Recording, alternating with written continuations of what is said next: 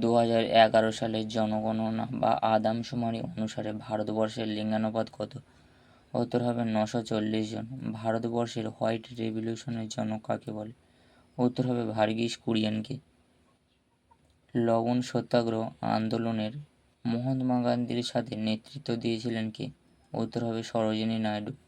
কলকাতায় হিন্দু কলেজ কে প্রতিষ্ঠা করেন? উত্তর হবে রাজা রামমোহন।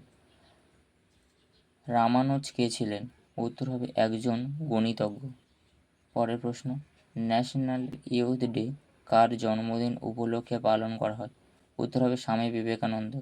কত তারিখে পালন করা হয় থাকে? 12ই জানুয়ারি। পরের প্রশ্ন, সূর্য প্রধান কোন কোন উপাদান দ্বারা গঠিত হয়ে থাকে? উত্তর হবে হাইড্রোজেন ও হিলিয়াম, এই দুটো মূলত বেশি পরিমাণে থাকে। রেজিস্ট্যান্স এর একক কী? রেজিস্ট্যান্স মানে কি? রোধ। তাহলে রোধের এককের নাম কি? ওহম।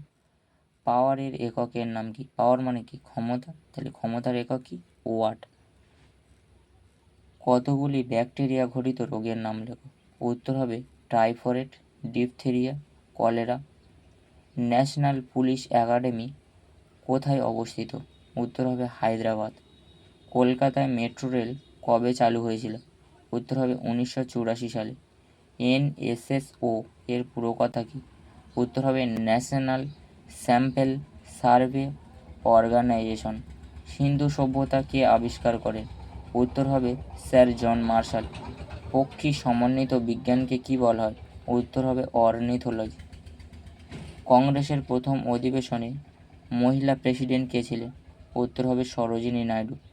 আর যদি বলে ভারতীয় পক্ষী বিজ্ঞানীর নাম কি, তখন উত্তর হবে সেলিম আলী। কোন মাধ্যমে শব্দের গতিবেগ সবচেয়ে বেশি হয়? উত্তর হবে কঠিন মাধ্যমে। ইরানি ট্রফি কোন খেলার সঙ্গে যুক্ত? উত্তর হবে ক্রিকেট খেলার সঙ্গে। সিলি পয়েন্ট কোন খেলার সঙ্গে যুক্ত? তখন কি হবে? ক্রিকেট খেলার সঙ্গে যুক্ত।